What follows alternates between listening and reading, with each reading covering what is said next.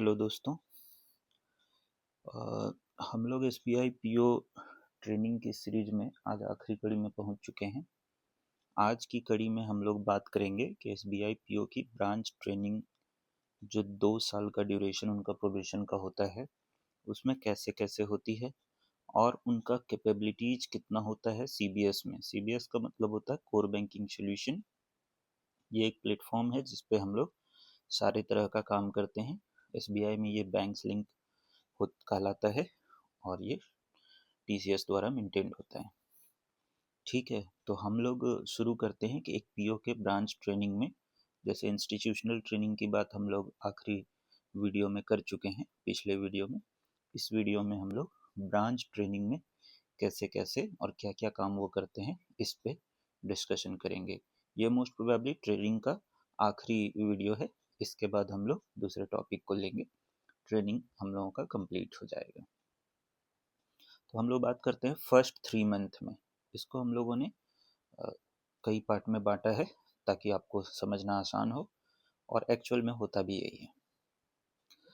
First 3 month में जो capabilities होता है सीबीएस में वो 0 होता है आपका एज अ पीओ, क्योंकि आपके पास नॉलेज नहीं होता किसी भी ट्रांजेक्शन को करने के लिए, तो गलतियां होने के चांस ज़्यादा होते हैं, इसलिए 0 होता है। और 0 का मतलब होता है इंक्वायरी राइट्स। आपके पास केवल इंक्वायरी राइट्स होते हैं। आप केवल चीज़ों को इंक्वायर कर सकते हैं, वो भी बेसिक लेवल पे। जैसे आप बैलेंस देख सकते हैं, अकाउंट्स के ट्रांजेक्शन्स देख सकते हैं किसी के, आप किसी भी लोन में क्या ओवर ड्यू है ये देख सकते हैं। इस तरह के काम आप कर सकते हैं। तो टाइप ऑफ वर्क का मतलब हुआ कि आपको इस समय में केवल इंक्वायरी रिलेटेड जितना वर्क होता है वो सीबीएस में करने का ऑथोरिटी होता है। ठीक है, इंक्वायरी रिलेटेड जो भी वर्क होगा आप कर पाएंगे। अब क्या है कि ये तो हो गया ऑफिशियल जो होता है वो, बट रियल वर्क जो आपसे लिया जाता है नए पीओ के तौर पे, क्या होता है कि आपको सीखने के लिए कुछ समय मिलना जरूरी है कि आप अपने से धीरे धीरे चीज़ों को देख कर समझ कर सीख पाएँ। जो कलीग्स हैं आपके ब्रांच में उनसे सीख पाएँ, इसके लिए आपको थोड़ा समय जानबूझकर दिया जाता है। तो इस बीच में आपसे किस तरह का काम लिया जाता है, जैसे आप न्यू हैं तो आपसे मार्केटिंग रिलेटेड काम लिया जाएगा। अब मार्केटिंग में किस तरह का काम हो सकता है। अब मार्केटिंग है, इसमें आपसे जो है टेली कॉलिंग करवाया जा सकता है, जो हर ब्रांच में होता है। टेली कॉलिंग हो जाएगा।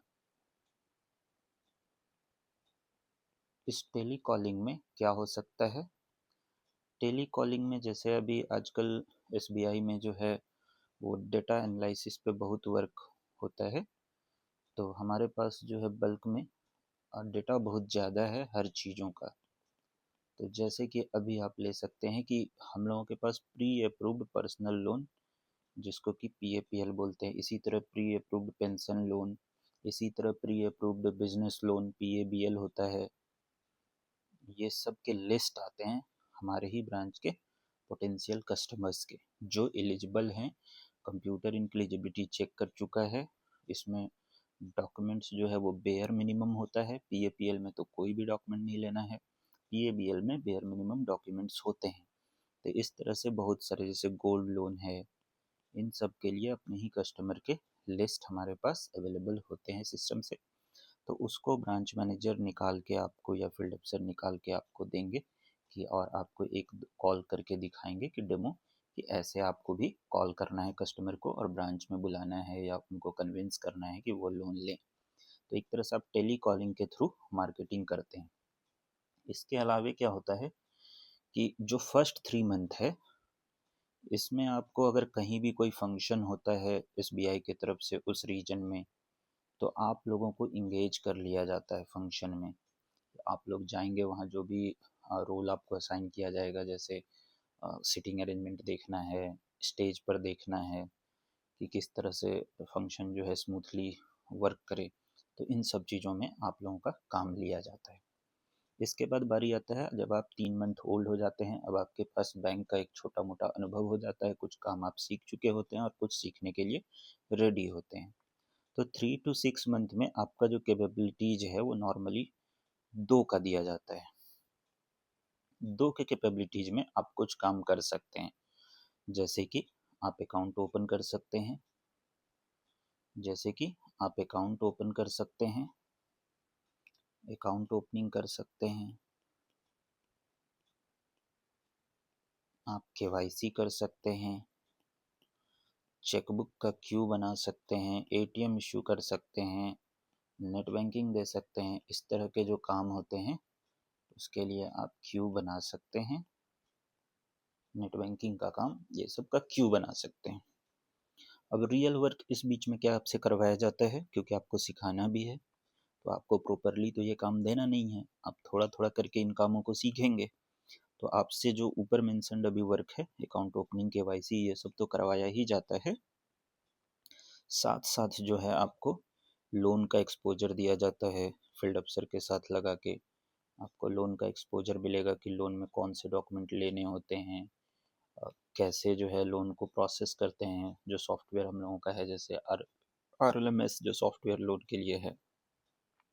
इसके अलावा जो है ब्रांच मैनेजर भी आपको जो है अपने साथ ब्रांच रिलेटेड जो प्रॉब्लम आता है कस्टमर डीलिंग में, ये सब आपको दिखाएंगे, समझाएंगे कि इसको कैसे डील करते हैं, इस तरह की चीज़ों को आप ये सब सीखेंगे। साथ ही साथ आपको जो है अब धीरे धीरे कुछ काम जो है सिखाकर असाइन किया जाएगा, जैसे ब्रांच के प्रायोरिटीज को देखते हुए कि जैसे ब्रांच में अगर ऑडिट आ रहा है तो ब्रांच में ऑडिट रिलेटेड कोई काम है तो वो आपको सिखाया जाएगा ब्रांच के ऑडिट वर्क को लेके, या ब्रांच में जो है कोई पेंडेंसी है किसी एरिया में तो पेंडेंसी एरिया में भी आपको लगाया जाएगा। और नॉर्मली आप देखेंगे कि आपसे यही सब काम लिया जाता है, इसीलिए कई बार पीओ को पेंडिंग ऑफिसर भी बोलते हैं कि उनसे पेंडिंग वर्क कराया जाता है। ठीक है, ये तो जस्ट एक फनी पार्ट था। आगे बढ़ते हैं जब, तो फिर आपका जो है नेक्स्ट फेज होता है जिसमें आप 6 मंथ ओल्ड हो चुके होते हैं। अब 6 to 12 मंथ में आपका कैपेबिलिटीज क्या होता है। अब आपका कैपेबिलिटीज 3 भी हो सकता है, 4 भी हो सकता है, बट अभी 5 नहीं होना होता है। ठीक है, और इसमें आप काम जो है ऊपर जितना भी काम था उस काम को और अच्छे वे में कर सकते हैं। अब आपके आईडी में जो है एक जो एसोसिएट होता है, सीनियर एसोसिएट, इनका पूरा पावर आपके आईडी में होता है, सीनियर एसोसिएट का। ये क्लरिकल में जब सीनियर हो जाता है वो, तो उसको ये बोलते हैं सीनियर एसोसिएट। ठीक है, इस समय आप काम जो है पहले जो काम था वो तो करेंगे ही, साथ में अब आप धीरे धीरे लोन को प्रोसेस करना सीखेंगे, आप प्रोसेस करना सीखेंगे। आपको पीएसएस का भी अनुभव दिया जाएगा कि प्री सैंक्शन सर्वे कैसे करते हैं लोन के लिए। आपको फील्ड अफसर या बीएम अपने साथ फील्ड विजिट पे भी ले जाएंगे ताकि आप सीख पाएँ कि कैसे जो है आप मार्केट में जाएंगे तो सर्वे करेंगे या कस्टमर को कन्विंस करेंगे अपने प्रोडक्ट को परचेज करने के लिए।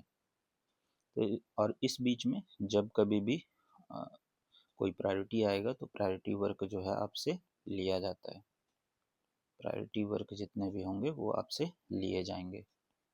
साथ में रीजन में अगर कोई फंक्शन है, कुछ है, तो आपको असाइन किया जाएगा वहाँ पे। ठीक है, अब देखिए, जब आप 1 साल के हो जाते हैं, 1 साल से 24 महीने, मतलब जो अगला ब्रांच आपको मिलेगा वो पूरे ड्यूरेशन का मिलता है, 1 ईयर का। अभी तक क्या था कि आपका एक छोटा सा होगा 7 मंथ का ब्रांच, एक 5 मंथ का, और फिर जो है एक होगा पूरे कंप्लीट 1 ईयर का। इस बार जो आपकी कैपेबिलिटीज होगी वो 5 की होगी। 5 जो है वो JMGS 1 इसको बोलते हैं, junior management JM grade scale 1। ठीक है, JMGS स्केल 1 जो है ग्रेड के अधिकारी जो होते हैं उनको कैपेबिलिटीज 5 होता है। एक्चुअल में ऑफिसर का जो पावर होता है वो 5 से शुरू होता है। ठीक है, जैसा कि मैंने आपको पहले भी बताया था, ब्रांच में जो सबसे बड़ा पावर होता है वो 9 होता है, जो ब्रांच मैनेजर का होता है। उसके बाद जो सेकंड नंबर पे वो सर्विस मैनेजर है, उसका 7 होता है, और जो फील्ड अफसर होते हैं उनका 6 होता है। ठीक है, इस वाले में जो आपका वर्क होगा, आप पासिंग ऑफिसर कहलाते हैं। मतलब ब्रांच में जो भी क्यू होगा 5 कैपेबिलिटीज का, वो पास करने का ऑथोरिटी आपके पास होता है कि आप अब बेसिक सीख चुके हैं बैंकिंग का। अब जो जूनियर एसोसिएट लोग काम करते हैं, उसमें जो 5 नंबर के कैपेबिलिटीज के अंडर में जो पावर होते हैं, वहाँ तक का जो पासिंग का पावर है वो आपके पास है। जैसे आप केवाईसी होगा तो उसका क्यू बनेगा, वो आप उसको ऑथराइज कर सकते हैं। अकाउंट ओपनिंग के लिए जितने भी क्यूज बनेंगे वो आप ऑथराइज कर सकते हैं। और ब्रांच रिलेटेड जो भी अब क्वेरी है, आप क्वेरी भी सॉल्व करेंगे लोगों का, क्योंकि अब आपके पास 1 साल में काम भर बैंकिंग प्रोडक्ट से रिलेटेड सारी जानकारी होती है। तो अब आप क्वेरी रिजॉल्व करेंगे, लोगों का जो भी इश्यूज है इश्यू को रिजॉल्व करेंगे। साथ ही साथ जो है आप जो है धीरे धीरे अपने को ग्रूम भी करेंगे, अपना नॉलेज इकट्ठा करते रहेंगे, क्योंकि नेक्स्ट ईयर आपको फिर लीडरशिप रोल मिलने वाला है 2 साल कंप्लीट होने पे। अब देखिए इस 1 साल में आपसे काम क्या क्या लिया जाता है। आपको मान के चला जाता है कि अब आप इक्विवेलेंट टू सर्विस मैनेजर या फील्ड अफसर हैं, आपके पास नॉलेज अब इतना है। हाँ, आपके पास जरूर अनुभव का कमी है, बट नॉलेज आपके पास सर्विस मैनेजर या एफओ के लेवल पे है। अब इसी में आपको ग्रूम किया जाता है। आपके लिए भी ये नेसेसरी है कि आप इन चीज़ों को सीखें, क्योंकि नेक्स्ट ईयर हो सकता है कि आप सिंगल मैन ब्रांच में जाएं, जहाँ पे न सर्विस मैनेजर होगा न फील्ड अफसर होगा। आप ही के पास ये तीनों काम होंगे, ब्रांच मैनेजर का भी और फील्ड अफसर और सर्विस मैनेजर का भी। वहाँ हो सकता है कि आप और 2 क्लर्क ही हों उस ब्रांच में। तो वैसी कंडीशन में आपको सीख के रखना जरूरी है। तो इस पूरे साल में आपसे जो है ब्रांच एक्सपेक्ट करती है कि आप ज़्यादा से ज़्यादा ओनरशिप लें काम को, और आप खुद ही इन सब काम में इंटरेस्ट लेकर सीखें। तो इस ईयर में आप जो है वैसे कोई भी, देखिए जैसे की होल्डिंग वाला जो काम है वो आपको ऑफिशियली नहीं दिया जाएगा, बट आप उन काम को कर सकते हैं सीखने के पर्पज से। ठीक है, जब ये सब हो जाता है तो आपका जो है पहले के समय में एक कंफर्मेशन एग्जाम होता था। जैसे हम लोगों के समय में एक कंफर्मेशन एग्जाम होता था 2 साल कंप्लीट होने पे। उसमें आपको जो है मिनिमम 50% लाना होता है ताकि आप कंफर्म हो जाए, और 75% से ऊपर लाने पे हमारे समय में डायरेक्ट स्केल 2 हुआ करते थे। मेरा डायरेक्ट स्केल 2 हो गया था। 75% लाने पर आप एलिजिबल होते थे ग्रुप डिस्कशन और इंटरव्यू के लिए। फिर उसमें क्वालिफाई होने के बाद आप स्केल 2 बनते थे, अदरवाइज आप कंफर्म हो जाते थे। आजकल जो है वो क्या होता है कि आपका ना हर बीच बीच में 3 महीने पे, 6 महीने पे, ऐसे ही 1 साल पूरा होने पे, फिर 18 महीने पे, 24 महीने पे, ऐसे करके आपका जो है छोटा छोटा एग्जाम ये लोग कंडक्ट करते रहते हैं। और उन सब एग्जाम को जोड़ के आपका जो है 50% से ऊपर मार्क्स होना चाहिए। अगर वो आपके आ जाते हैं तो फिर आप कंफर्म हो जाते हैं बैंक सर्विस में।